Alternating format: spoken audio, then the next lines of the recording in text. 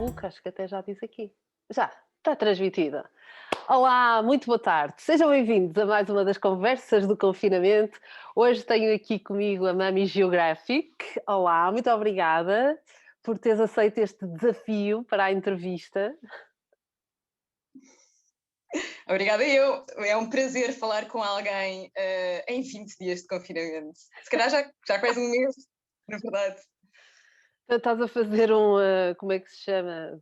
É uma clausura forçada e não falas com ninguém, então também.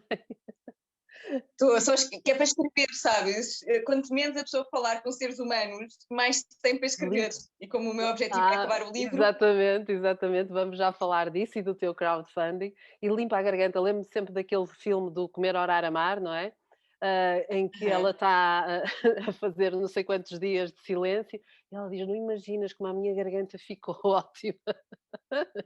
Vês isso tudo, não é? Se bem que eu tenho sempre esta voz assim um bocado forte. Quem veio da tasca, mas não, isto é mesmo a minha voz. Olha, eu descobri que Não, nós somos colegas de profissão, somos jornalistas ambas, não é? Por onde é que tu passaste? Olha, eu tirei comunicação cultural, eu fui para jornalismo, assim num rasgo de idealismo que acabou logo na primeira aula, quando eles explicaram que não, ninguém aqui vem dizer a verdade. Isto é tudo controlado pelos mesmos cinco, e eu pensei, então espera, não é isto que eu quero afinal. Espera lá, eles E disseram-te isso logo na primeira aula, que sortuda, eu só descobri isso logo, muito depois. não, eles disseram logo, sei lá, estão meio dúzia de gajos que tomam conta disto tudo, que ao mesmo tempo também têm outro tipo de negócios, outro tipo de, enfim, são as corporações, não é? Que são os grandes, são os senhores feudais do nosso século e, portanto, vais trabalhar para eles, quer queiras, quer não. E então eu pensei, cheguei a duas conclusões nessa altura. Bom, não foi mais ou menos nessa altura, mas cheguei a duas conclusões na universidade. Primeiro, que não queria ser jornalista e depois porque queria ser freelancer. Não queria trabalhar para ninguém especialmente. Queria ir trabalhando, queria me adaptando, porque eu no outro dia percebi, isto é uma daquelas coisas do confinamento, que o meu grande objetivo nesta existência, enquanto mami, é fazer tudo para não ter que acordar de manhã. Portanto, qualquer coisa que me permita não ter que acordar de manhã, para mim já está no meu caminho certo. E ser freelancer dá-me essa oportunidade. Exatamente. E por onde é Mas que para te passaste? responder, então, eu ainda estava na universidade quando comecei a escrever para uma agenda que havia na altura cultural, que era o Cool, que isto foi antes da Time Out em Portugal, portanto era assim, a pessoa recebia aquilo no e-mail e era assim, o formato era diferente e falava sobre eventos assim mais alternativos. E eu comecei a escrever para eles e depois fui convidada para ser editora e fui editora durante uns anos.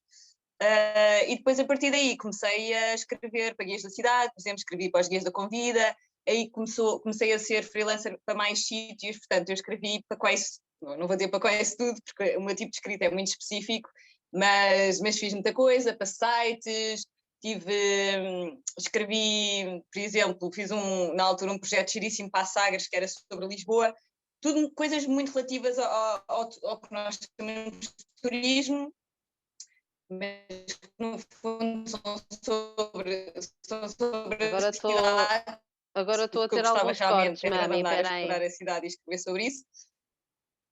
Até agora por acaso está bem. É lá que eu posso Quando fazer quando eu negócios o desse aviso mal. geralmente fica bem, mas, conseguiu-se ouvir.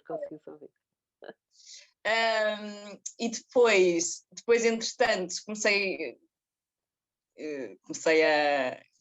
entretanto, enquanto eu andava, e depois há uma coisa engraçada, que é eu quando escrevo para os outros, é nessas alturas que eu percebo o que é que eu quero escrever para mim própria. E, portanto, foi nessa altura que eu criei a Arqueologista, que foi um projeto meu sobre as lojas antigas de Lisboa. Na altura ainda havia algumas, agora esquece. O que não fechou, entretanto, vai fechar de certeza, não é? Infelizmente. Vamos ficar reduzidos à sardinha maravilhosa e ao pastel de bacalhau com queijo da serra. E fiz a Arqueologista e foi um sucesso. E depois, entretanto, eu comecei a viajar, não é? As viagens tomaram parte dos meus dias e dos meus anos, e passou a ser um objetivo da minha vida.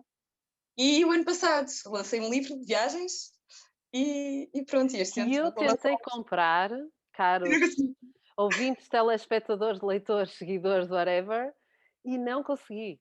Ainda foi assim, no Natal, pedi ao Pai Natal o livro, sabes É quando verdade. a minha irmã e disse assim: "Olha, pergunta se ela tem o livro". é mas verdade. não Eu tive consegui. muitas dessas do Pai Natal. Mas não, os livros do Mami Geográfico agora vão ter uma segunda edição no final de março, quando eu fizer a primeira edição do meu novo livro. Por isso, Boa! nessa altura Olha, eu aviso e boa, boa, boa, maravilha. Vou pedir de prenda de anos, faço anos na segunda-feira, vou já pedir para é reservar para. verdade, Sakariana. Olha, antes de falarmos das viagens, fala já, por favor, desse teu novo projeto, que estás a escrever um livro sobre quê e estás a fazer um crowdfunding. E explica-nos lá como é que as pessoas podem já ter o livro garantido, ajudando-te a fazer a tua edição, não é? Exatamente. Então, eu para o outro livro fiz a mesma coisa. Eu cheguei à conclusão, falando com amigos que já tinham tido experiências com editoras e experiências com edições de autor, que, mais uma vez, eu também tenho assim muito aquário no mapa, não é? Eu gosto sempre de fazer a coisa de outra maneira, se for possível.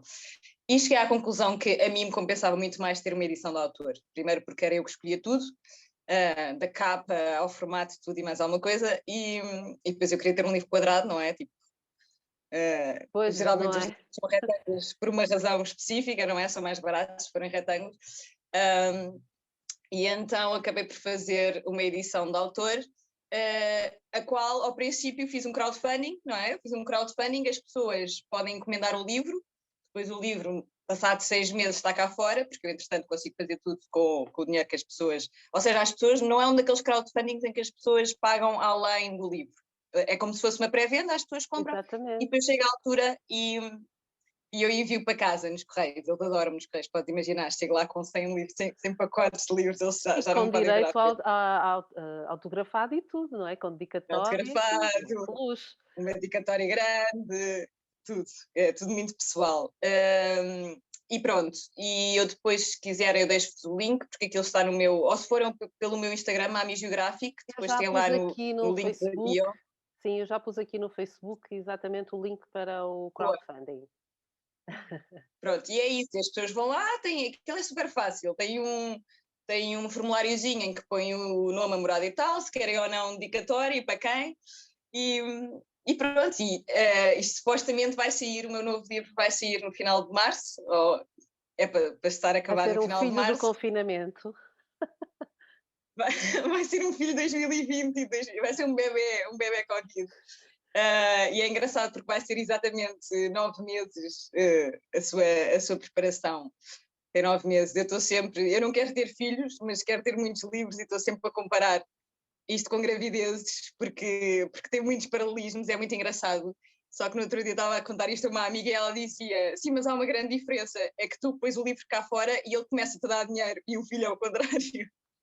E eu pensei: olha, ao menos não dá Sabedoria beijinhos, maternal. mas dá dinheiro. Exato, para a pessoa ir passar férias. Então, e sobre o que Em é este relação. livro? Então, este livro não tem. É outra viagem, completamente diferente. Pronto, eu nasci e cresci na Companhia Nacional de Bailado, porque a minha mãe fazia a produção, por isso a minha infância foi muito mágica e foi passada no São Carlos e no São Luís, E a ouvir aprendeste música balé? clássica.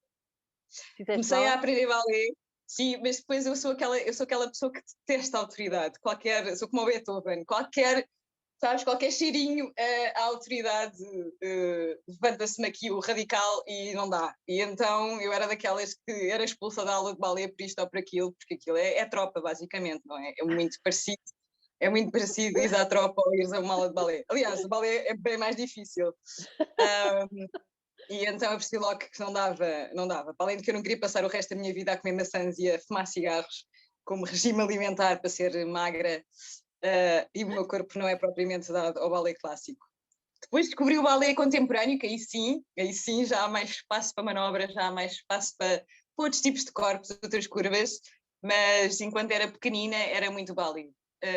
E como cresci nesse ambiente, a música clássica sempre ficou cá dentro como uma grande paixão. Curiosamente, por causa do confinamento, eu descobri o Spotify, não é? Ou seja, tipo, toda a gente vai ouvir música ao Spotify, mas eu como na altura estava a fazer a nossa primeira quarentena em Sesimbra e não podia sair de casa, decidi pagar o Spotify para cortar aqueles anúncios todos e comecei e descobri que o Spotify tem das maiores bibliotecas de música clássica que existe, é incrível. é um luxo, é mesmo espetacular. Não só tens a música clássica toda, como tens várias gravações, etc. E então, isso, com o facto de eu ter muito tempo para ler e adorar ler, comecei a ler os livros do maestro António Vitorino de Almeida, que é giríssimo a escrever, não é? Aliás, a personagem é ótima, a escrever é incrível, e comecei a achar graça. E eu já percebi que, eu como tenho muito sentido de humor, e como escrevo com sentido de humor, a maneira de me agarrarem como leitora se tiverem sentido de humor também, não é? Super engraçados. E veres a música clássica, que supostamente é uma coisa com barbas e com mofo e chata e elitista, de repente tratada de uma maneira completamente do catulá, é apaixonante. Então, sempre que ele falava, ele começa o seu livro, A História da Arte, na Idade Média, não é? E sempre que ele falava de um autor, ou de um compositor, neste caso, eu ia ao Spotify e via, não é? E tu tens lá tudo, desde a primeira freira medieval, é impressionante. E comecei a fazer uma playlist da história da música clássica. E às tantas, o que é que acontece? Eu já percebi que se tu leres muitos livros de uma certa, ou pelo menos eu sou assim, como dá para a escrita, se eu ler muito de um tipo sobre um tema específico, depois também quero escrever sobre esse tema. E meti-me neste desafio, que foi uma loucura. Eu se fosse da área, não é? Eu se fosse da música clássica, eu jamais teria a audácia e a ousadia de estar a tratar esta malta toda como se tivesse andado comigo no liceu. Mas como não andei, pronto. E tens assim algum compositor preferido, favorito? Então, este livro vem responder à pergunta, porque as pessoas dizem assim, sim, música clássica, que engraçado, qual é que é a tua música clássica preferida? E isto é uma coisa que te perguntarem, imagina, o meu mestrado é em História da Arte, eu adoro História da Arte, adoro, literalmente, eu gosto mais da História da Arte do que da arte em si, porque eu adoro o encadeamento das coisas, não é? Tipo, o meu sonho, depois de ser bailarina, era ter sido professora de História da Arte, porque além de se tratar da criatividade humana, que é o que mais me interessa, e os grandes saltos evolutivos que se deram, que não foram as guerras que foram ganhas, mas foram estes triunfos da mente humana e do espírito humano, conseguires relacionar as artes todas, não é? Porque as coisas estavam todas a acontecer a par e passo, não é? Tu, num movimento romântico, tu tens os pintores a fazer uma coisa, como tens os músicos, como tens várias artes. E então tudo o que entra dentro deste universo da história da arte, para mim é completamente apaixonante. E eu, na altura, como as pessoas diziam, qual é a tua música clássica preferida? Eu pensava, isto começa no século, sei lá, 12, 13, com o canto gregoriano, é o canto-chão, e acaba ontem. Portanto, como é que eu vou responder qual é que é a minha música clássica preferida? Ontem, é muito bom. Acaba ontem, não é? Exato. O tipo que está a compor hoje. E então, este livro é o quê? Como é que eu decidi montar este livro? São as minhas 50 músicas clássicas preferidas. Tentei escolher uma de cada compositor, muito difícil, digo já, porque quanto mais tu exploras, mais tu descobres que adoras, não é? Mas escolhi as minhas 50 músicas clássicas. Cada crónica, e isto é em formato crónica, porque é o meu tipo de formato, eu não sou uma romancista, tive imensa gente a dizer, achei que o próximo livro ia ser um romance. Eu sou romântica, mas não sou romancista. E também acho que as pessoas hoje em dia se habituaram, eu acho que as pessoas preferem ler pouco, mas ficaram logo com a ideia do que às vezes estar-se a meter num livro grande e maçudo, que já sabem conduzir, que não vão ter tempo. Assim como o meu livro das viagens, também em formato crónica, é qualquer coisa que a pessoa pega, não é? Em vez de estar na casa de banho a ler o rótulo do shampoo pela milésima vez, ou estar a comer os cereais e olhar para a caixa, como se fazia antigamente, está a ler uma crónicazinha. Só que o que é que eu fiz? Porque o grande desafio foi como é que eu falo de música clássica ou de compositores, não sei o quê, para pessoas que não gostam especialmente, ou que não sabem, não é? Não sabem, ou têm esta coisa, porque há muito este dizer que é não percebo nada de música clássica, como se fosse física quântica, não percebo nada, não é? Como se a pessoa para usufruir. O bom da arte é isso, não é? É que não é uma ciência, é que tu podes usufruir sem perceberes nada do assunto. Sim. Além de que, quanto menos percebes do assunto, provavelmente mais podes usufruir de uma determinada maneira, não é? Claro que um músico ou um especialista vai encontrar ali coisas muito mais excitantes a nível intelectual, não é? Este tipo sabe realmente fazer isto, mas nós, leigos, podemos perfeitamente usufruir de toda a música não tem que ter tradução, não é? Essa é a beleza. Sim, eles Eu vão tenho sempre uma olhar com um olhar muito técnico, não é? Para quem óbvio, lá está, para quem perceber, é sempre um claro. olhar muito técnico Eles são tipo os verdadeiros apreciadores do vinho, não é? Eles são tipo os enólogos. Eles dizem assim: sim, de facto este tipo sabia o que é que estava aqui a fazer, de facto o que este tipo fez foi, foi do futuro. Nós somos os bêbados, nós só queremos a cerveja, nós só queremos o vinho, nós só queremos a botella, isso é não é? bom. Qual é o vinho que mais gostas? É aquele que me sabe bem. Pronto, é isso. Aquele, Foi dito por um enólogo. exatamente, aquele que me cai bem, sobretudo, não é? E eu acho que a música, pelo menos comigo, tem essa capacidade de me embebedar, não é? A música influencia o estado de espírito completo. Não é? Tu estás triste, ouves uma música triste, ficas pior, ouves uma música animada, entusiasmada, ficas. Eu, para mim, é o grande, é a minha grande medicina. Além de que decidi comprar mudou a minha vida. Isto é uma coisa banalíssima, mas para mim foi realmente importante. Comprei daqueles headphones grandes, há anos Sem 80, fios ou com fios? sem fios, Uf, e é uma loucura, a pessoa vai para além. Então imagina o que é eu estar a fazer um livro com as minhas 50 músicas preferidas, que mexem comigo, que me arrepiam, não é? Um dos títulos do livro que eu pensei foi o Passa a Palavra à Pele, porque é literalmente a minha pele a falar comigo. Eu estou a escrever e estou arrepiada. E então eu escrevo cada crónica é relacionada com um tema, porque é a maneira de eu poder fazer a ponte com o leitor, seja ele qual for, não é? Portanto, vais sim. ter uma crónica sobre a morte, vais ter uma crónica sobre amor não correspondido, sei lá, tudo. Eu falo sobre tudo, e podes imaginar, são 50 temas, eu tenho que estar a inventar temas para cruzar com a música, que por sua vez cruza com compositores. Enfim, faltam-me 10 crónicas, deixei as mais difíceis para o Bem, fim. que imersão. Eu, por acaso, às vezes estou aqui, estou a escrever e ponho ali no canal Mezzo, na Exato. televisão, e fico assim, e porque sei que são orquestras que estão a tocar, não me distraio. Se tivesse outro canal qualquer com vídeos, a gente distrai-se e olha para Claro. ver o vídeo e não sei o quê.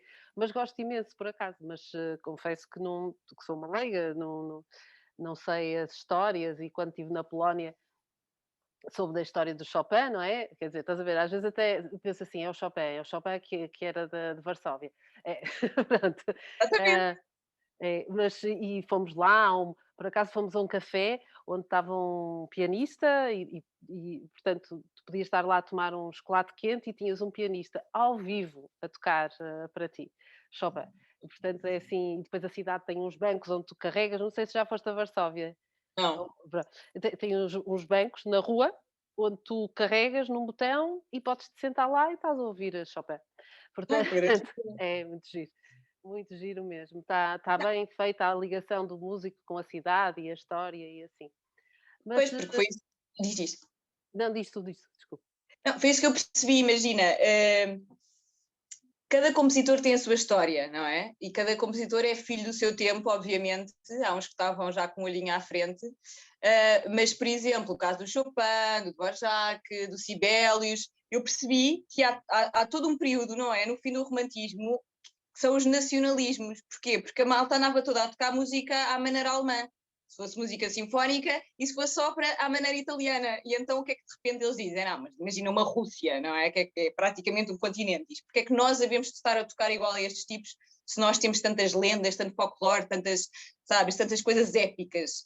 E é nessa altura que tu tens esses compositores que basicamente vão pegar na história do país e vão fazer uma música do país, não é? E tens isso É, da América. Portanto, eu quando comecei a fazer esta história dos compositores, acabo por estar a estudar história, não é? O que é o que me apaixona, e começas a fazer ligações com absolutamente tudo, com a diferença que esses países, não é? Sobretudo os países europeus, a Áustria, etc., agarraram-se a isso culturalmente, não é? Isso faz parte do turismo deles, não é? Saber sim. onde é que nasceu o Mozart, onde é que nasceu o Beethoven, etc. Nós não somos tanto assim cá em Portugal, não é? Nós continuamos agarrados aos tipos das caravelas. Nós próprios tivemos compositores ótimos, portugueses, mas quer dizer, ninguém sabe, ou ninguém fala sobre isso, a não ser que seja especialista, não é? E isso também é uma das mais-valias do que eu estou a fazer, e é muito engraçado. Por exemplo, o compositor português que eu escolhi, que é o Luís de Freitas Branco, a obra que eu escolhi dele, e isto também é muito engraçado porque a maior parte das minhas audições eu passo às cegas. Eu ponho a música a tocar, não sei o que é que está a dar, e se gostar, gosto, e ponho logo o coraçãozinho. Isso também te faz descobrir muitas coisas, ou seja, não seres parcial, não é? Consegues dizer, Uhum. olha que engraçado, afinal eu gosto imenso deste compositor e nem sequer fazia ideia. E esse nosso compositor fez uma das minhas músicas preferidas dele, que é Os Paraísos Artificiais, que eu na altura nem sequer percebi que era por causa dos paraísos artificiais do livro de Baudelaire. Já ia falar sobre isso, porque aquilo parece uma trip mágica e maravilhosa. Fez com que eu acabasse por falar de drogas. Então a crónica do único compositor português que eu fala sobre drogas e vai buscar, e depois aí eu vou ler Os Paraísos Artificiais de Baudelaire. Portanto, este livro não só mexe muito com os compositores, mas também mexe muito com as minhas leituras, né? E faz-me, é Pois. quase como ires É que, umas coisinhas atrás não, das é que outras. se nota que tu, de facto, é assim, nem toda a gente poderia escrever um livro assim. A tua paixão pela história da arte, a tua paixão pela literatura, faz realmente com que tu consigas fazer isso com esta vontade toda com que tu falas, esta paixão toda com que tu falas do livro que está aí a nascer. Vou só fazer aqui a nota, então, de que se quiserem apoiar, e não é só apoiar, é comprar, é fazer uma pré-compra do livro da Mami. Podem fazê-lo, têm o link aqui que eu coloquei no Facebook e depois também vou colocar no texto, que podem fazer já a pré-compra e depois quando ele estiver pronto, vai ter a vossa casa com dedicatória e tudo. Mami, Sim. uma pergunta que devia ter sido a primeira. Qual é o teu nome? Então, o meu nome é Maria Miguel, mas Ah, ninguém me chama Maria Miguel desde a maternidade. Eu gosto muito do nome Maria Miguel, atenção, eu mas também. não é um nome para uma criança. Eu costumo dizer que os meus pais deram o nome de adulto a uma criança e o resultado é que eu hoje em dia sou um adulto com o nome de criança, não é? Porque, entretanto, apareceu o Mami, o Mami, que parece que não, mas é daqueles nomes complicados, porque as pessoas não sabem exatamente como é que me iam de chamar, apesar de ser só 2 sílabas, e eu acho que é daquelas complicações a adultos, porque imagina, se fores uma criancinha e te perguntarem como é que chamas Mami, ninguém diz, ai que estranho, estas crianças adoram, não é fácil dizer. Os adultos fazem um filme, não estás a perceber? Ai não, eu não te vou chamar isso. As pessoas dizem na cara, eu digo assim, como é que chamas Mami? E as pessoas dizem, ai não te vou chamar isso. Não, mas é giro porque acaba Queridas, por chamam-me ficar um nome até artístico, é. giríssimo. Mas foi porque tu chamaste a ti próprio, foi um dos teus Não, irmãos ou a pessoa não se chama a si própria nada, não é? Eu chamasse a mim própria. Hoje em dia era tipo Alexandria, do género, por causa da biblioteca, uma coisa assim altamente intelectual. Mas não, os meus pais, o meu pai deve ter olhado para mim e disse: ah, Maria Miguel, Mami, pronto. E fica Mami porque é um feijãozinho que anda para aí e ficou Mami. Só que depois o engraçado é que sempre me chamaram Mami, tipo, só há uma pessoa no mundo que me trata por Maria, que é o meu irmão Pedro, que eu não sei porque é que foi logo a seguir a mim, trata-me por Maria. Mas eu, se for na rua e me chamarem Maria, eu não olho, nunca. Não associo a mim, não é? é Neste giro senhor de isso, Mami. E é depois o muito mais giro. giro é que eu, entretanto, comecei a assinar a Mami, os meus trabalhos, não é? E mesmo assim, as pessoas fazem. Imagina, eu acho que eu sou a autoridade de mim própria, não é? Isso é inegável. É como se fosse um país, eu é que mando aqui. Exato. Mas às vezes em entrevistas e assim, as pessoas dizem assim, então e como é que eu te chamo? E eu, põe Mami. Ai não vou pôr Mami, não se pode pôr, tu és Maria Miguel. E eu dizem, pode. Já me aconteceu ter que ir buscar, revistas antigas do género processo em tribunal em que tu vais buscar casos antigos para provar, não é? O Olha, precedente. está aqui, está E aqui. Mami, podes escrever Mami. E então no meu livro está ótimo, por exemplo, vou mostrar aqui o livro das viagens, que é uma capa linda da Margarida Tem de uma Campos, capa linda. quadrado, e diz viagens, Mami Pereira, que eu disse à Margarida, eu quero ser uma ilha, portanto, vais-me por aqui, Mami Pereira, e está Mami Pereira. Eu, se pudesse, até tirava Pereira e ficava Mami, do género. Toda Madonna uma ou mulher, Prince, é uma ilha, não é assim uma tu eu passaste sou. tu dizes, eu não sei muito bem como é que tu começaste a viajar, mas tu passaste 12 anos a viajar ininterruptamente, foi? Interruptamente, infelizmente. Ah, ok, ok. E assim para Conta Portugal. Então, eu estava a fazer o mestrado com espera aí que 24 estamos a ter agora um corte, anos, pode ser que passe. e na altura, Espera aí. tal. Passou. Então, eu tinha 23 anos e decidi ir à Índia, assim, completamente à louca, não fazia ideia. A Índia para mim era um triângulo, não é? Isto é, se eu fosse um herói, isto era a minha história de origem, porque eu estou sempre a falar da Índia. E então fui à Índia e correu tudo bem, correu tudo pessimamente, fomos roubadas, tipo os clichês todos que acontecem. Só que eu passado um mês, quando voltei, já era outra. Andava para aí em Lisboa, era cómica, porque eu andava, as pessoas com a Índia, assim, as primeiras vezes, ou pelo menos quando são novinhas, vestem-se todas à hippie. E então eu andava por Lisboa em fevereiro com aqueles tecidos levezinhos e com uma manta que eu tinha lá comprado. Olha, toda uma personagem. Lá fiquei logo constipada e pronto. Mas nessa altura percebi, pronto, descobri aqui uma super poder. Eu sou uma viajante. Adorei conhecer-me em viagem, que era isso que eu não fazia ideia quem é que eu era, não é? Quem é que tu és em viagem, quando não há, quando mais ninguém te conhece, mais ninguém sabe pronunciar o teu nome. E no ano a seguir fui à China. Pronto, e estas 2 primeiras viagens eram todas de um mês e depois começaram a ser de 3 meses e depois começaram a ser de 6 meses e os últimos 7 anos têm sido de 6 meses e então o que eu fazia era, passava cá o verão e chegava ao inverno e pirava-me, porque eu acho o inverno a pior pandemia que já foi inventada pelo... E não moras no Porto, imagino. Eu também acho. Ai, não, não dá, eu sou infeliz, não é? Eu acho que uma pessoa que acorda, que não consegue acordar de manhã, já de si é uma pessoa que não tem aquela vontade de viver que a maior parte das pessoas tem, né? Sabes aquela? Tudo isto que tu estás aqui a ver é patrocinado por café, percebes? Eu acordo zombie, espero que a alma deixe ao corpo e só o café é que faz essa alquimia acontecer. Já estou eu. Mas até lá não dá. Portanto, em viagem, curiosamente, eu acordo bem, está quentinho, eu viajo sempre para sítios quentes. Não me interessa conhecer todos os países do mundo, especialmente. Eu gosto de ir para sítios onde eu possa ficar, sítios baratinhos, onde eu possa ficar uns meses a viver ao léu, basicamente. A sentir-te rica. Eu já tinha ouvido tu dizeres também isto sobre as tuas viagens e eu achei piada que tu gostaste muito da Malásia. E eu costumo Adorei. dizer sempre que a Malásia foi o único país onde eu me senti rica. Rica assim, Ai, tipo, tens que ir à Índia.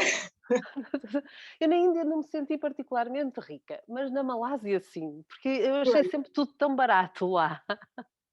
Pois, não, sim. Eu gostei muito da Malásia, sobretudo porque achei um sítio. Primeiro, porque não tinha expectativas, e também já percebi que isso é o segredo da vida, é não ter expectativas. Gostas de tudo, não é? É. E a Malásia, o Uruguai, a Nicarágua, foi tudo países que eu tinha zero expectativas, nunca sequer achei ou planeei ir lá, não é? Em termos de vida, um dia vou à Nicarágua, e foram tudo sítios em que eu fiquei mais que um mês porque estava completamente apaixonada. E a Malásia tem, além de tudo isso, a gastronomia é incrível, não é? Porque eles têm imigração desde sempre, de todo o mundo quase, não é? As pessoas vão para a Malásia para trabalhar e não têm esta atitude que os países ocidentais têm em relação ao imigrante, não é? Que é do género, é como se fossem cidadãos de segunda. Por isso, tu vives ali num banquete cultural incrível e foi o sítio onde eu comi melhor na vida. E eu amo comer, é a minha Eu grande, também. E comia a minha muito na grande rua. paixão. Ai, sim. Éramos um grupo de mulheres, foi uma das minhas tours lideradas por mim, e havia metade que ia comer aos restaurantes e a outra metade comia na rua. Eu achava piada porque eu dizia assim: vocês não sabem o que se passa na cozinha dos restaurantes, senão se calhar até preferiam comer na rua. Completamente. Sabes que as intoxicações alimentares que eu apanhei em viagem foi tudo em restaurantes. E tudo em É. restaurantes que pareciam bons, sabes? É já aquele restaurante, tudo. É incrível, é o meu detox O de detox viajante. forçado, não é? Eu sei- Sim. Não, mas eu acho piada aquelas pessoas que dizem assim, mas tu vais viajar, mas alguma vez ficaste tipo doente? E eu estou doente o tempo todo. Ainda no outro dia postei uma fotografia épica que eu estou em Bagã, não é? Incrível, pôr do sol, as pessoas veem aquela fotografia, imagina esta pessoa imperatriz do pedaço. Esquece, estava morta. Há 5 dias que não saía da cama, estava um calor 40 graus. Tínhamos chateado com o meu namorado, porque ele odiava tirar-me fotografias, coitadinho, como todos os namorados do mundo, que são obrigados. E pronto, e eu olho para aquelas fotografias e aquilo tem todo um manancial de memória. Eu, por acaso, assim, da barriga, que é para não termos aqui uma conversa escatológica, nunca tive mal. Exato. Nunca. Mas, Uau. nunca, mas fico sempre muito mal com os ares condicionados. Então fico assim, eu fico como, é pavor, sabes? Entro num sítio e digo assim, não se importa, penso que estou a pedir assim o maior favor do mundo, de pôr só um bocadinho mais baixo o ar-condicionado, porque estamos em sítios onde estão 30 graus na rua e É. eles põem os ares condicionados a 15. Então, primeiro é, garganta e depois fico de rastos. Depois vai para os Pois. pulmões e não sei o quê. Por isso já visitei um hospital na Índia por causa disso, já fui a um centro de saúde também na República Dominicana por causa disso. Portanto, as minhas histórias são assim, e noutros sítios também que fiquei assim. Mas de resto, não, até me lembro que a última viagem com um grupo foi já em 2019, né? E estávamos em Marrocos e eu estava com o João que ajuda e no grupo houve assim várias pessoas que ficaram um bocado avariadas por causa de uma pizza berber que a gente comeu que era picante. Claro, E sou eu e claro. o que ajuda é que não ficamos mal. E eles diziam assim: Pois claro, Claro, você já tem os anticorpos. exatamente assim, pois claro, vocês aqui podem comer o que quiserem. E eu, pois deve ser disso, não sei. Não, esquece. Eu fico sempre, mas às coisas mais. Nunca acontece assim nada realmente grave, não é? Mas eu lembro que uma vez, por exemplo, no México, aí tive imenso medo, que eu estava constipada. E imagina, isto é daquelas constipações de 40 graus, porque está o tempo inteiro, 40 É graus, terrível. depois molhas-te para ir para a cama, porque não tens ar-condicionado, és pobre, então tens a porcaria da ventoinha. Então quando é assim, vou para a cama com uma toalha molhada e estou o tempo inteiro a passar a toalha e a refrescar. O que é que aconteceu? Fiquei com o nariz entupido e percebi logo, pronto, vou ficar com uma constipação. Fui uma daquelas farmáciasitas que basicamente não é mais que uma janela em casa de um desgraçado qualquer e disse, olha, tem umas gotas para o nariz. E ele deu-me assim uma coisinha pequenina, pequenina. Pronto, é isto, mas meta só muito de vez em quando. E eu, está bem que está. Claro, meto as gotas no nariz e o meu nariz fica imediatamente Obelix. desentupido. Lá, imediatamente desentupido e eu era assim, isto é espetacular. Além de que eu tenho este fascínio de medicamentos de outros países, porque às vezes são tipo tiricana, que fazem coisas. Às vezes era um xarope para a tosse indiano que eu adormecia com a cara no prato. E eu tinha insónias desde que nasci. Pronto, eu meto aquilo no nariz desentope, passado para aí meia hora, começa-me a dar assim uma comichão, começa a coçar, começa a ficar toda a minha pele, imagina, até à noite ficou toda empolada, estava toda vermelha, toda a coçar, Ai eu à meu noite não Deus. conseguia ter nada em cima do corpo, eu chorava, o meu namorado, o Pico coitadinho, ia-me pondo assim, toalhinhas molhadas, e eu vi que tipo, aquilo de certeza que tem qualquer coisa que eu fiz reação alérgica. E eu disse assim: temos que ir para o hospital, mas nós estávamos em casa do caraças, sei lá onde é que nós estávamos, sabes, aqueles pardieiros no mundo em que um hospital mais próximo é no outro país, quase. E eu comecei-me a assustar quando comecei a sentir tipo a língua e os olhos a A inchar. incharem. Pois. O que é que eu fiz? Viajo sempre com a Atarax, porque a Atarax também dá aquela boa moca para a pessoa dormir. Tomei um Atarax e à meia da noite consegui acordar e não tinha nada. E eu achei aquilo Uau. impressionante, género, uau. No dia a seguir comecei, não tinha nada e o nariz entupido outra vez e eu achei do género. Obrigada, universo. No dia a seguir começou outra vez Atarax, pronto, foram 3 dias de Atarax e nunca mais. Agora é do género, Portanto, nariz entupido, deixa ficar. portanto, Deixa a ficar. Tarax podem patrocinar aqui a Mami, que ela não, Não, sabes estas isso coisas não se tomam, estas coisas não se tomam, porque isto tem reações complicadas. exatamente. Mas convém levar, assim, algumas coisas para esses Ai, sim. países, sobretudo. Por acaso aconteceu sempre esta história, que é muito engraçada. Eu levo assim, eu não sou nada a tomar medicamentos, mas mesmo nada, nada, nada. Mas quando vou de viagem, levo uma carrada de medicamentos comigo, porque lá está, tenho medo que isso aconteça. E de uma vez nos Estados Unidos, eu tenho herpes labial e precisava de uma receita médica para comprar os Ovirax, por exemplo, nos Estados Imagina, Unidos. E eu era assim, a sério, estamos em LA, vendem droga ali à frente, num consultório, e eu não posso comprar uma coisa para pôr no lábio. Mas é verdade, por isso depende muito dos países, não é? Há coisas que são ai, mais sim. difíceis nos que noutros, mas eu lembro-me também que uma vez na Índia eu fiquei tão entupida e eu nem sabia que isto podia acontecer. Eu acordei com o olho fechado, inchadíssimo, e eu comecei a chorar e mandei mensagem para o nosso guia e disse assim: Acho que tenho que ir ao hospital. Então fomos ao hospital privado, Imagina. ah, que aquilo parecia uma coisa de campanha, mas era um hospital privado na Índia, em Kerala, e fui muito bem tratada, a médica espetacular, mas nunca mais me vou esquecer de que fui à farmácia do hospital, não é? Com a receita médica. Então o que é que ela disse? Eu fiquei tão entupida que o saco lacrimal, não é? Também entupiu e fechou-me o olho. Então eu não via, quer dizer, estava assim. E então Meu ela, Deus. a senhora da farmácia do hospital recortava os medicamentos, é assim: "Ora bem, vai tomar antibióticos 3 dias". Então recortava, abria a caixa de medicamento, não é a caixa inteira, não é, assim, recorta, Claro. e tome lá, isto é para 3 dias, e agora este que é para fazer umas inalações, também são 3 para 3 dias. Ai, não, são ótimos. Juro, são ótimos. E na Índia, eu fartei-me de comprar medicamentos, porque ao contrário, é tipo, não precisas de receita médica, tu vais lá aos tipos assim, olha, tem não sei o quê, baratíssimo, sabes? E ainda por cima, eu há um ano exatamente estava na Índia, eu entretanto fui à Índia mais, a primeira vez fiquei traumatizada, mas depois, passar 10 anos, fui lá outra vez e já percebi que é o meu sítio, não é? Eu não queria cair no clichê do género, ai, a Índia, mas é o meu sítio. E Eu também acho isso. sim, há ali qualquer coisa, já Ah, percebi. E olha que eu não sou uma pessoa espiritual, não no n sentido de religioso, não é? Não sim, sou a eu também pessoa que vai não, mas para o ashram, pagar para estar a limpar o chão com a escova de dentes, não sou nada dessa. Aliás, tens que acordar para ir às 4 da manhã, não é muito a minha cena. Só que a Índia tem esta capacidade de curar.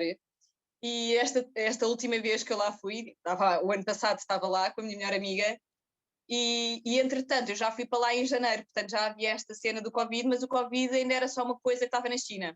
sim, Nós nunca foi comigo, imaginámos, não é? eu estava na África do Sul e é exatamente isso, foi assim: "Ah, uma coisa está Esquece. ali". Sim, e depois às tantas, as pessoas cá já estavam um bocado assustadas e nós continuávamos lá a pensar, não, nós nem sequer vamos voltar para lá, porque isto aqui não chega de tristeza.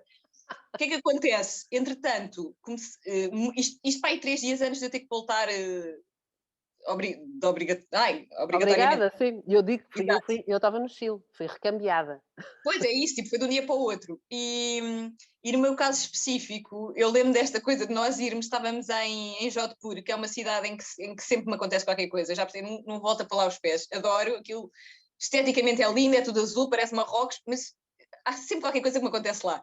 E desta vez tenho que voltar por causa do Covid, e nós decidimos ir às farmácias lá comprar coisas, mas tipo, e então tu compravas tudo, é paracetamol, queres o paracetamol todo, máscaras, termómetro, nós viemos artilharíssimas para Portugal, Tinha para, para máscaras os nossos. ainda? Ok. Ainda no outro dia estava a oferecer, já não sei a quem, uma aspirina, é um paracetamol indiano, a pessoa recusou-se a tomar e acho mal, porque é ótimo, mas eu lembro-me que sim, que havia muito esta coisa, e foi estranho, mas ensinou-me uma lição preciosa, porque eu nunca tinha percebido porque é que as pessoas demoram tanto tempo, às vezes, para sair de uma situação de guerra ou de, não é, esta coisa do refugiado, porque é que só vem, já quando já não há nada a fazer, porque é que as pessoas ficam num sítio, mesmo quando as coisas já estão a ser ameaçadas, e eu Sim, tu nunca percebi porque estás sempre à espera que aquilo dê a volta, não é? estás sempre a achar que não é assim tão mau e não te vai Não. acontecer nada a ti próprio. E eu lá na Índia estava a tentar render o peixe ao máximo e tinha lá ficado, só que o que é que aconteceu? Comecei a receber cancelamentos de guest houses, ok? E eu não fiquei em hotéis, eu fiquei em guest houses, portanto é sítios que por acaso estão no Booking hoje em dia, não é? Mas não são sítios caros. E começaram-me a cancelar e eu pensei Sim. assim, para um Não, indiano não querer ganhar dinheiro, não é? Para cancelar, para acabar com o turismo, isto é à séria e isto vai loucura. ser. Exatamente. E então o que é que nós fizemos? Ligámos à nossa astróloga, a astrologia de Grey, a minha amiga Telma, ligámos e disse: "Ó, Telma, Ah, o que é que a gente faz?" E ela diz: "Isto vai adoro-a. fechar depois da manhã. Isto vai fechar depois da manhã, venham já." Porque ela tinha lá visto os planetas e quê? E quando é assim a pessoa nem, pelo sim, pelo não, a Em pessoa que dia é que vai. voltaste? Então, eu acho que nós confinámos dia 15 de março, não foi? Pois, não sei, eu cheguei cá só no dia 19, também nunca Não. fixei isso. Eu cheguei um dia antes de tudo fechar. Eu já Foi me vi mesmo aquela grega coisa. para vir de Madrid para aqui para o Pois, Porto. Mas nós mas conseguimos é mudar. engraçado, eu estou-te a ouvir e é sinceramente é essa a sensação que tu tens, é assim, ok, quer dizer, havia pessoas e há pessoas que dizem: "Então não se via mesmo, Susana, que isto ia ser assim", eu: "A sério? Já passaste por uma pandemia para saberes que isto ia ser assim?". Mesmo que tivesses É passado por uma uma enganação, não é? pandemia, quem é que ia dizer que nós hoje, dia 12 de fevereiro, íamos estar outra vez confinados? Mas não Sim, sei. Eu na altura recebi mensagens de tudo, quase de ódio e tudo, quando fui para o Chile, porque as pessoas, sei lá, primeiro não percebem que isto é a minha profissão E Exato. segundo, de facto, quando eu cheguei ao Chile, havia 5 casos para aí em Santiago, e eu fui para o Atacama, quer dizer, não podia estar num Pois, sítio mais, ninguém. afastado e até hoje em dia tem pouquíssimos casos, aquilo só Claro. mesmo no pico é que o Atacama teve casos. E eu lembro-me, assim como tu estás a falar, que é isso que é engraçado, que eu ainda pensei ficar lá, e estava lá uma amiga minha brasileira que ela ficou ainda durante bastantes meses, mas aconteceu tanta coisa lá, que ela tem assim também um livro para escrever, e eu agradeço não ter ficado lá. Mas eu Pois. conto sempre isto, que é assim, eu olhava para as notícias em Portugal e as pessoas lutavam por papel higiênico, e eu pensei assim: ora bem, se isto não é o fim do mundo, devemos estar lá muito perto. Se calhar é melhor eu voltar para casa, não é? Não, exato. Não, Por eu isso, achei, o meu problema não era o Covid, eu achei mesmo que ia haver coisas, ou seja, era a segurança civil que estava ameaçada pela exatamente, escassez e eu pensei de nisso, eu grandes. disse assim: "Eu estou num deserto, e se eles de hoje Oh, para amanhã decidem pôr a água 10 vezes mais cara? Eu não tenho dinheiro claro, para ficar aqui, não é?" E quer dizer, e mesmo o senhor da claro. guest house também onde eu estava disponibilizou-se: "Ficas aqui, não pagas, estás à vontade." Só que eu comecei a pensar: "Não, não, não, eu tenho que ir para Santiago quanto antes", e pronto, e a partir daí foram 3 dias de luta para chegar à Europa, mesmo assim, e Pois, depois em Madrid já tive que alugar um carro porque já não havia sequer voos. Portanto, mas são sim, estas loucura. histórias que são giras, não é? Quer dizer, eu, se me perguntasses se preferia ter passado por aquilo, ainda há pouco tempo um amigo meu italiano disse assim: "Olha, faz um ano que estavas tu a comprar a viagem de terror, a Nightmare Trip to Chile." E eu disse assim: "Mas a viagem foi boa, o regresso é que foi mau." Ai, sim, houve. Ainda bem que fui à Índia o ano passado, ainda bem. E este Sabes ano, que este faria ano, igual, não sei, mas não, eu nem tenho dúvidas, porque ainda lá consegui estar quase 2 meses e esquece, pois, curou-me. 2019 para mim foi um ano daqueles. 2019 para mim foi pior que 2020 e também teve muita coisa boa, não é? Porque eu acho que o escandaloso destes anos, pelo menos para mim, é que vem com muita coisa má e vem com muita coisa boa e fica tudo sempre, misturado, não é? sempre, sempre. É a Aliás, vida tu na fizeste totalidade. hoje um post giríssimo no Instagram, que Exato. disse assim: chegou aquele dia em que a gente diz: "Afinal 2020 não foi assim tão mal."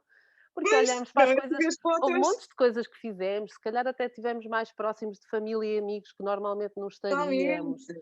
Arranjamos formas de comunicar diferentes e, não é? Fizemos tanta Ai, coisa. E eu sim, olho para trás e digo, eu estive a viver vários meses no Algarve e digo, se não fosse a pandemia era impossível ter tido claro, aquela claro. experiência de estar a viver no Algarve, por isso é muito engraçado.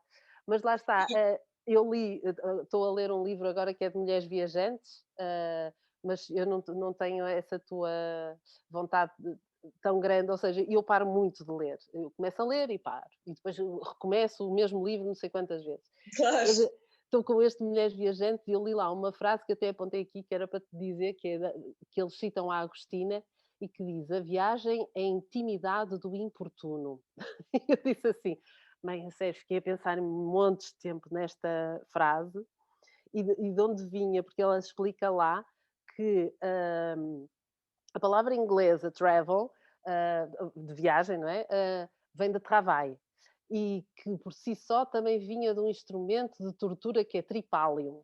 Eu nem fui ver o qual era o instrumento de tortura, mas eu fiquei a pensar, bom, então a descrição que ela faz é que, de facto, as viagens antigamente eram uma coisa dolorosa que as pessoas faziam em trabalho, Ah, portanto ainda não era. são, ainda são. E eu fiquei a pensar nisso exatamente, eu disse assim: "Não, hoje em dia ainda são." Ou seja, de cada vez que a gente vai para a viagem é mesmo assim, é roleta russa, não sabemos o que é que nos vai acontecer mas vamos, porque Tu já, gostamos, não é? eu não te cheguei a mandar, portanto, nunca leste nada do livro das viagens. Nada, não, só assim, coisas que havia lá, no meio e que tu Então podes. deixa-me ler-te, por causa Então disso, vá. deixa-me ler-te, porque Tens é a exatamente Agostina o que eu também. digo. Tenho aqui uma Agostina, dentro de mim há uma Agostina, deixa-me lá ver onde é que está. Porque eu falo exatamente isso, porque é do género, não é, tipo, mas isso é muito engraçado, eu já percebi que eu tenho isso em tudo o que eu faço, é como escrever, as pessoas dizem assim, ai, tu adoras escrever, não é? Tu escreves imenso e não sei o quê. Eu não gosto de escrever. Para mim é uma tortura escrever, é uma tortura ter que escrever. E eu, na verdade, só escrevo porque gosto de me ler, sabes? E eu no outro dia dizia, eu estou a gostar muito deste livro. O livro das viagens é uma composição de crónicas que eu escrevi para o Dinheiro Vivo e para o Eco, para os jornais, Ok. durante os últimos 5 anos, não é? Todas as semanas eu mandava. Eu era ótimo, tinha um deadline, a única maneira de eu trabalhar é assim.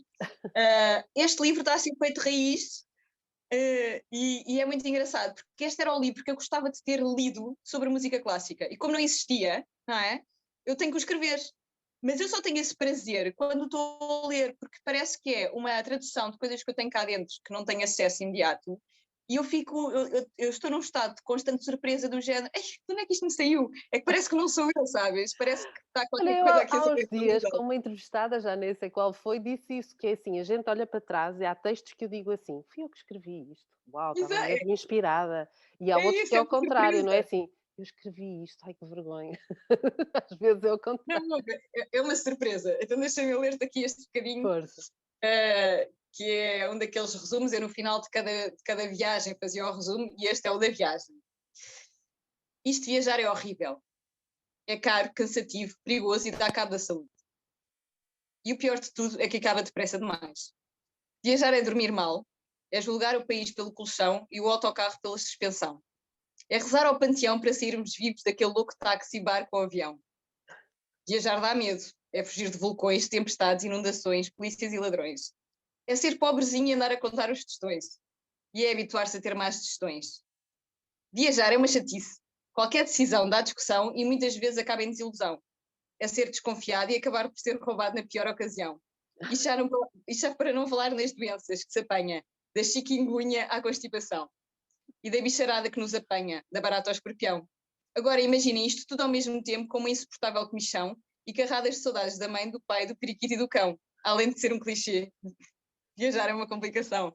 Pronto, e eu depois faço o contrário, escrevo o contrário disto tudo, não é? Que viajar é incrível, mas é isso, está tudo cá dentro, não é? Tipo, eu digo que viajar, enquanto que as férias é um ambiente híbrido em que tu não experimentas a vida, tu vais de férias exatamente para parares, não é? Com a vida, com os infortúnios da vida. Faz ali por isso é que vais para como é que se diz, um resort, ou vais para um Resort, sítiozinho, vais para a praia, tu não queres ser chateado, não é? Não queres trazer exatamente. a vida contigo. A Chatear viagem é o zero, por contrário. favor. Exato, a viagem é tipo a vida em esteroide, é tudo a acontecer, é tipo uma lua cheia que nunca mais acaba, sabes? É do género. E eu depois das viagens preciso de férias e as pessoas não percebem isso. Acham que sou eu a ser Verdade. maníaca, Eu mas não sei se te preciso. acontece, eu quando chego a casa assim dessas viagens muito grandes e normalmente eu sou um bocado caixeira viajante, por exemplo, eu estive no Algarve, agora fiquei um mês numa casa, mas houve vários meses em que eu mudava de sítio, houve uma altura que era de 3 em 3 dias e depois de semana a semana, e isto é muito desgastante. Parece Sim, assim sim. super giro, mas é muito desgastante porque tu não tens rotina nenhuma e estás a chegar a um sítio e é recomeçar tudo de novo. E cansa. E eu costumo Sim. dizer isto, porque toda a gente nos diz que nós temos a melhor profissão do mundo, não é? Ah, mas que é assim, todas as profissões têm o seu quê e o seu desgaste. Eu não a trocaria por nada, é um facto, Pois, e infelizmente no último ano não a tenho feito muito, mas, mas é isso, a viagem balança-nos, não é? A gente nem sabe muito bem, porque, esquece. sabes, já sei, foi com uma coach que também viajou muito durante os primeiros anos, assim, dos 18, assim, da sua liberdade já adulta, e eu disse, bem, que inveja, porque eu comecei a viajar muito tarde, e eu acho que se calhar também te aconteceu, não sei se te aconteceu o mesmo. Eu Aos fui só 24. Pois, eu fui por volta dos 27 só que comecei, assim, a viajar mais regularmente, e daí ter, feito um site de viagens, porque lá está, eu também trabalhava, em jornais e revistas e a rádio, tudo me prendia muito a redações, e eu disse: "Não, eu quero estar mais liberta, quero ser freelancer também, e vou criar um projeto meu, e então se eu quero viajar, vou criar um projeto de viagens". E foi assim. Exato. Tem que ser assim. Eu acho que tem que ser assim, que é se o que tu queres não está a funcionar, não é? Tipo, no mundo, a tua interação com a sociedade, então faz as coisas à tua maneira. Eu acho que Não, isto é. era isso, o que tu dizias há pouco era é exatamente isso, é assim, o livro que tu estás a escrever não existia, o site, quantas vezes eu tinha que ir a sites brasileiros, ou seja, não existia, assim, coisas mais dirigidas a mulheres da minha idade, 30 e muitos, agora vou fazer 45, havia muito pouco, agora já há imenso, mas havia muito pouco dicas para nós e parecendo que Pois, não interfere a idade, não é? Porque a gente não viaja da mesma forma. claro, ui. Não, é bom começares mais nova por isso, porque é como tudo o resto, não é? Tens mais pachorra, não é? Eu acho que se tivéssemos que aprender a andar ou a falar com esta idade, já ninguém aprendia, percebes? E por exemplo, há 2 anos fui a Bali pela primeira vez e tive pena não ter ido lá, sei lá, ao princípio, quando tinha 20 anos, porque chegar a esta idade em que eu já vi tanto e já senti tanto, e de repente chegar a um sítio que é completamente turístico, que está completamente prostituído, etc., a mim foi de género. Isto tinha graça quando eu própria era ingênua para acreditar nisto, sabes? Agora parece que também, mas ouve lá, eu agora dava tudo para estar em Bali, dava tudo, mesmo com aquele medo do tremor de terra diário, Esse Sabes aquele tudo. primeiro momento em que começaram a aparecer as primeiras vacinas, não sei se te aconteceu, e eu disse assim: "Epá, vamos andar a tomar uma vacina, isto não foi, bem tratado", e eu agora digo assim: "Venham 20, se eu tiver que tomar Ai, 20, eu isso, olha, eu por causa das dou o meu vacinas, corpo à medicina agora". toda a gente tem a sua opinião e as pessoas são livres lá está, de irem contra o darwinismo, acho ótimo. Agora, o que é que se passa? Eh, primeiro é isto, eu todos os anos tomo uma batelada de vacinas para ir para qualquer país do mundo. O meu corpo já não é um corpo saudável, é uma Exatamente. caixinha de Petri de todas as invenções químicas que entretanto fizeram, não é? Que eu continuo a honrar, comendo quilos de Nutella e Coca-Cola e McDonald's, etc, não é? Está de ser assim até ao É o templo. exato, é um par de diversões. Em relação à vacina, o que se calhar a maior parte das pessoas não está a perceber é que vai ter que tomar se quiser continuar a fazer viagens, porque muito provavelmente isso vai ser uma daquelas, assim como tu, para ir para Moçambique tens que Eu ter, ou para. tenho sim, eu tenho a certeza absoluta que dentro de muito poucos meses os países vão começar a dizer Claro, é que normal, só não é? recebem as pessoas vacinadas. Claro, é normal, não é? E isso é normal, só que ninguém se importa de ir fazer a sua lua de mel, sei lá, nas Maldivas e levar as injeções. Agora, de repente, isto aqui é um problema, não é? É normal que as pessoas desconfiem, só que eu acho que também estamos numa idade mediática em que as pessoas, hoje em dia, põem-se tudo em causa. E eu convido as pessoas que, se quiserem, irem ler. Nem sequer precisam de ler história, nem sequer precisam de ler a história dos nossos reis. Podem ler uma história, por exemplo, da música clássica e perceber que a maior parte dos compositores nasciam em famílias com 10, 15 irmãos e que havia pai e dois que chegavam à idade adulta porque não havia vacinas nessa altura. E então é isso. Quando a pessoa percebe a mortalidade infantil que realmente dá viver sem vacinas, então se calhar pensam 2 vezes.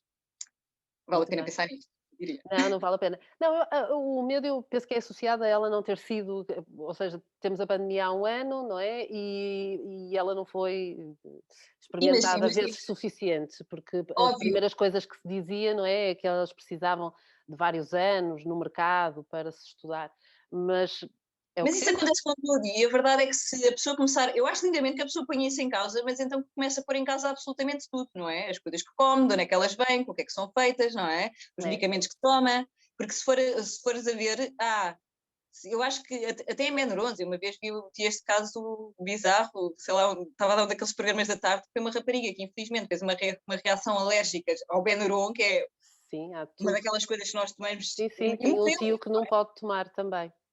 Pronto, não é? Tipo, eu sou alérgica Sim. à penicilina, isto é uma daquelas coisas, eu tenho que levar antibióticos comigo de viagem, porque se me acontece alguma coisa e ninguém me testa, não é? Ninguém testa se sou alérgica ou não, as pessoas dão injeções de penicilina, porque foi a coisa mais incrível que aconteceu também para parar com bateladas de mortalidade que havia sempre que a pessoa apanhava uma infecçãozita, não é? Sim, Mas, por exemplo, eu especificamente sou alérgica, eu tomo aquilo e tchau.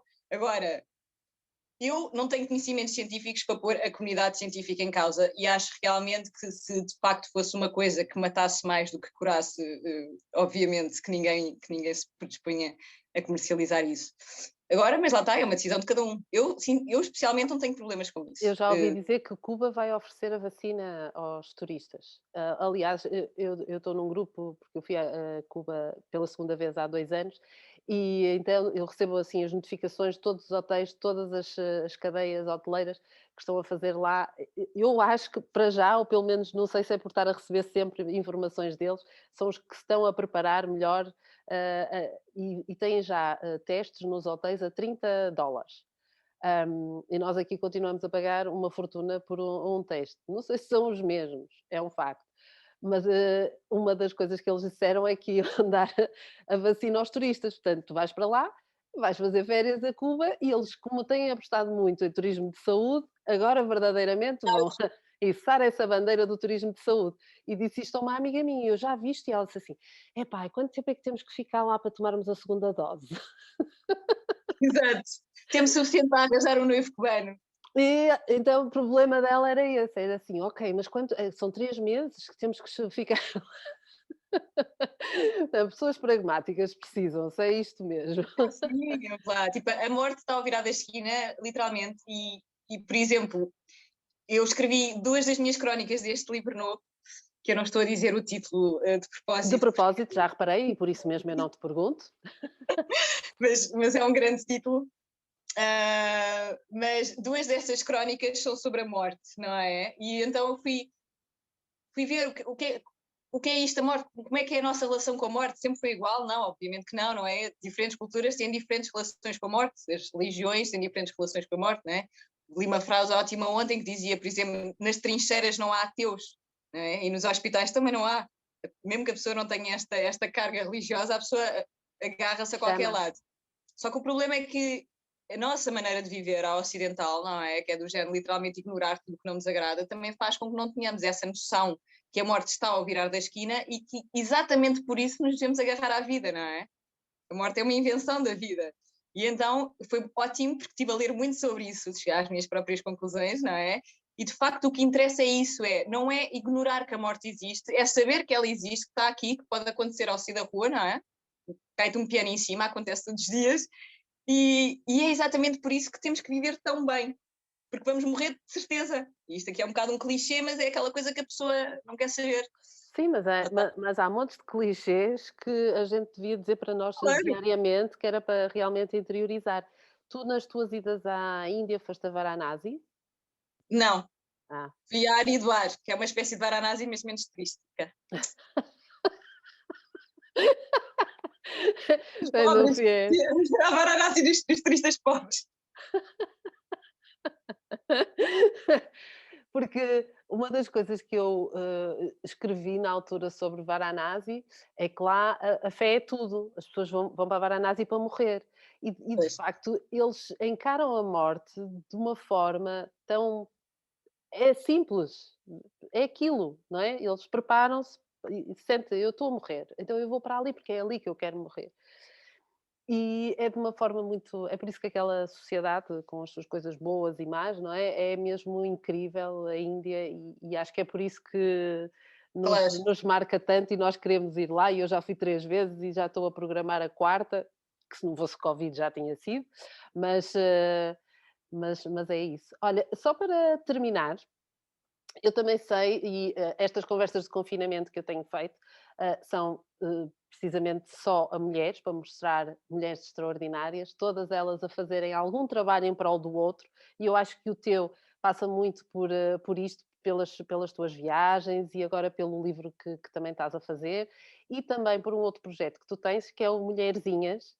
Do E caraças. eu gosto exatamente de Mulherzinhas DC, do Caraças, porque tu também, como eu, és uma proud feminist. Totalmente. E diz-me, como feminista, qual foi a ideia também de criares este canal para mostrar muitas outras mulheres que se destacam, de certa forma? Então, eu acho que um dos principais problemas que as minorias têm, não é? E vou dizer minorias porque nenhuma minoria é realmente minoritária, muito menos se é metade do mundo, como é o caso das mulheres, mas um dos problemas que quem não manda tem é a falta de referências, não é? Não estão na ponta da língua. Eu percebi isso uma vez, ia ser entrevistada e disseram-me, então vá, agora dizes 5 pintores, 5 fotógrafos, 5 músicos, 5 não sei o quê, escritores. E eu respondi rapidamente, mas eram todos homens. E eu pensei assim, que estranho, não é? Eu sou fotógrafa, eu sou viajante, eu sou escritora, porque é que eu não falei sobre mulheres? Não estão na ponta da língua, não é? Estas coisas têm que estar na ponta da língua. Porque depois cai-se dentro dessa falácia que é não existem. É? E o Mulherzinhas do Caraças, na altura, foi uma maneira de eu... Estava em África, justamente, e em África, e nestes países em vias de desenvolvimento, vamos chamar assim, tu vês o poder da mulher, porque não há ali aquela coisa do, nem sequer se está a falar de igualdade, tu literalmente vês uma mulher a carregar o mundo. Estás em África e vês as mamãs, a criança à frente, a criança atrás, os alguidares, a lenha, tudo à cabeça. Os países por onde eu viajo, tu tens muito isso. Os homens estão na taberna a ver, a rua é dos homens, as mulheres estão a trabalhar. Pronto, eu estou em casa. E, portanto, é normal que quando vais para países desses, sintas as coisas mais na pele. Cá, em Portugal, nós podemos ter esta ideia que, ai, não, está tudo bem, não, ser mulher é fácil e tal, se tiveres cabelo comprido e umas pestanas com rímel, entras em todo lado, mas não é bem assim, não é? Nem é assim no mundo. E então, Mulherzinhas foi um bocado para isso. Eu tenho este meu lado mais engajado com a cena feminista, obviamente, é a minha batalha. E quis criar ali uma comunidade em que não só, porque havia também muito na altura, esta coisa do influencer que mostra a marca e que mostra a roupa e que mostra não sei o quê, e eu era assim, mas porquê é que não usamos esta porcaria para mostrar o que interessa, não é? Porque é que somos nós o manequim e a montra, mas não fazemos isso em relação a nós próprios? Há muita mulher incrível, não é? E então, dentro do espírito do Instagram também, não é? Porque o Instagram acabou por ser este espaço em que tu podes mostrar os teus produtos e as coisas que tu fazes a preço zero. Era para isso que serve, é para isso que serve o Mulherzinhas, é para mostrar a outras mulheres do caraças, não só vivas, como também as minhas grandes ídolas, que eu cheguei à conclusão, e também foi por isso que nasceu Mulherzinhas, porque dia 8 de março, dia da mulher, há sempre esta coisa de tu pôres as tuas ídolas, não é? Sim. Ícones. E eu dei por mim a ir buscá-las e a pôr fotografias delas quando eram novas. Foi muito engraçado, tipo, estava a fazer isto tipo, naturalmente. E depois pensei assim, mas a maior parte destas mulheres chegou a velha. Porquê é que eu estou a pôr uma fotografia delas quando eram novas? E temos esta coisa ainda, não é? Não basta terem sido melhorões, tipo uma Jane Goodall, uma Nina Simone, sei lá, uma Simone, porque é que estás a ir buscar fotografias, porque é que elas ainda precisam mostrar que mortas na campa, não é? Ainda precisam mostrar que são giras, não. Então meti as velhotas, cheguei a conclusões muito interessantes e disse, é preciso cada vez mais espaços em que nós próprios, isto que estás a fazer, este teu projeto, é necessário, porque lá está, nós temos que aparecer. Portugal tem muita coisa ótima, incrível, mulheres em todas as áreas a fazer coisas espetaculares. É verdade. Não é? Além disso, cheias de graça, portanto é isso, é uma questão de usarmos a publicidade para a coisa, além disso, que eu digo sempre, se há coisa que me irrita, e se tu fores ver Mulherzinhas, eu falo de cada mulher e nunca falo no aspecto físico, sabes? Não há ali uma referência ao aspecto físico. Porque há muito esta coisa que é, quando alguém me apresenta, tipo assim, numa entrevista, pode ser uma coisa, imagina, tu falar sobre lojas antigas. Mami Pereira, lá está, conseguiram. Mami Pereira, além de gira, até sabe escrever, ó, além de não sei o quê, e eu fico assim, tipo... A semana passada eu estive aqui a entrevistar a Heloísa Rigueto, ela mora em Londres e ela teve um canal durante muito tempo que era o Conexão Feminista. Ela recebeu mensagens horrorosas, lá está, a bandeira dela era mostrar muitas vezes isso, e eu expliquei-lhe o que se tinha passado aqui nas presidenciais, que houve um candidato que disse a fazer uma caricatura dos outros candidatos, que falou de uma por causa do batom vermelho, e eu disse que até fiquei emocionada com todo o movimento, não só de sororidade, mas também de homens que se juntaram, que foi muito bonito, e ela disse, mas nós não nos conseguimos libertar disso, repara, há mulheres que são péssimas no seu trabalho, como há homens, mas a mulher tem sempre que ser caracterizada pelo seu aspecto físico, pela forma como se veste, porque se for a Angela Merkel, até desgraçada da Angela Merkel, é pela forma como ela se veste, que é muito austera. Ninguém vai dizer isto de um homem, não é? E continuamos a bater nisto. Sabes? Não é, e é uma batalha que não podes ganhar, porque infelizmente, isto depois agora dava para outro... Sim, está para outra conversa. Vamos marcar para dia 8 de março, já. Resumindo, infelizmente, ser mulher, não é? É uma formatação que nos fazem para sermos um produto de consumo masculino. Por isso, não há uma maneira de ganhar desta maneira, não é? Tu não podes ganhar, porque a mulher não foi feita para ganhar na sociedade. A mulher foi feita para ter um papel específico na sociedade e por isso é que ainda, lá está, por isso é que ainda recebemos bom feedback se tivermos este aspecto e por isso é que a vida parece um bocadinho mais fácil. Só que é um pau de dois bicos, porque ao mesmo tempo abrem-te certas portas. Ok, vamos lá ouvir o que é que esta menina tem para dizer, que é tão bonitinha. Só que com isso já te estão a carimbar é superficial, tipo, não tem inteligência, etc. E é muito engraçado, porque imagina, se as pessoas agora que não me conhecem de lado nenhum forem ao Mami Geográfico, vão ver um Instagram que é só fotografias minhas a ser linda de morrer. E porquê? Porque o meu primeiro Instagram,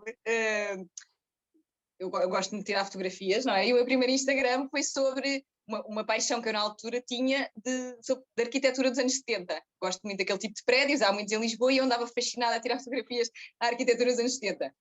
E esse foi o meu primeiro Instagram. E como podem imaginar, estava cheio de seguidores. As pessoas adoram a arquitetura dos anos 70. Portanto, o que é que eu comecei a perceber? Tu pões uma fotografia com a tua cara e pões uma fotografia, imagina, sei lá, de um pormenor, de qualquer coisa, de um livro, a diferença do algoritmo é tipo, é gritante. Portanto, no fundo o meu Instagram está ali para tipo pescar, mas tudo o que me interessa é o que eu escrevo nas legendas, e é isso, esse convite que eu faço a pessoas que não me conhecem, não fiquem pelos bonecos, vão ler as legendas. Não. Vão-se rir Antes de muito ser também com escritora. as legendas da Mami. A propósito disso, da história que contaste e das mulheres, eu tive aqui uma entrevistada, se quem nos estiver a ver agora ainda não tenha visto, anteontem, na quarta-feira, entrevistei minha colega, a nossa colega jornalista, a Vânia, a Maia da revista Visão, que teve a fazer um trabalho há uns anos no campo de refugiados do Uganda, com refugiados do Sudão do Sul, e em que ela fala precisamente das mulheres como uma força e de como dentro do campo ela chama-lhe as guerreiras, mas diz logo que foi uma entrevista muito, muito interessante, se puderes ver, porque ela não gosta de glorificar, porque diz que se nós glorificarmos parece que elas quase que têm que ser obrigadas a ser heroínas, não é?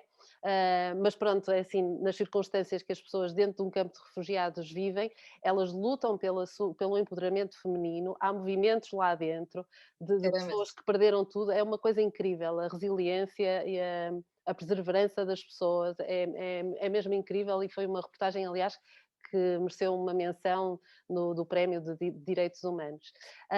E a propósito disso que estavas a dizer das mulheres e tudo também, lembrei-me e até escrevi aqui, que foi uma frase que eu li há pouco tempo, mas confesso que não sei de quem é o autor, que é que metade do mundo são mulheres e a outra metade são os filhos delas. E pronto, é assim, só para deixar assim, para ficarem bem o final da nossa conversa. Inegável, inegável. Olha, vou deixar assim já aqui que no dia 8 de março, que com certeza palpita-me que vamos continuar nesta vida de confinadas, vamos fazer um Zoom meeting de mulheres feministas e discutir estas coisas todas que às vezes parece que já se falou demais, mas não. Ainda precisamos de falar bastante disto. Precisamos de falar. Enquanto houver esta coisa do és feminista, então é porque precisamos de feminismo, porque é aquela expressão que tem que desaparecer para tu perceberes que de facto andámos para a frente, não é? Também me perguntam, mas que tipo de feminista és? E eu, feminista? Tem que haver um tipo. Mas, por exemplo, eu nesse caso específico, eu acho que as pessoas perguntam isso porque há muito esta coisa de ser da feminista radical ou feminista liberal, há muitos tipos de feminismo, por exemplo. Eu percebi que eu, especificamente, sou a feminista radical, não porque feminista radical seja a feminista que rapa o cabelo e vai queimar sequãs, mas porque radical tem a ver com a raiz, não é?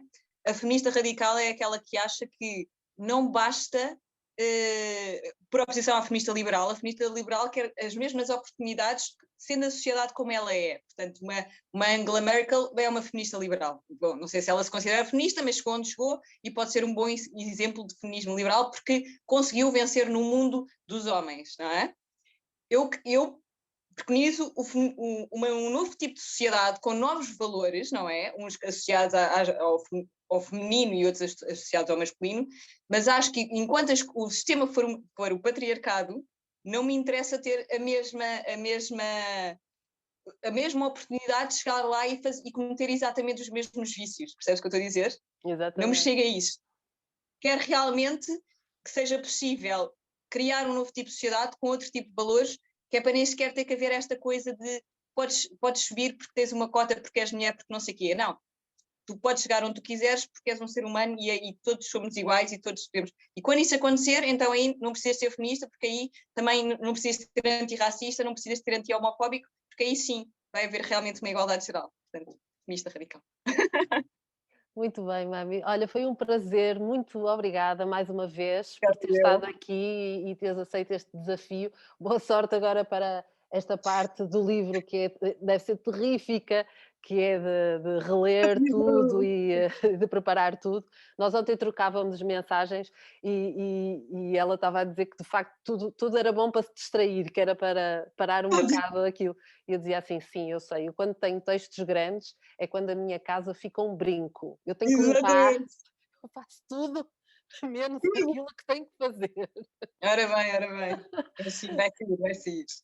Olha, Obrigada. muito obrigada, foi um prazer e muito obrigada a todos também que estiveram aqui a seguir-nos no direto do Facebook. Vou só interromper aqui a missão, a transmissão, aliás, e missão também.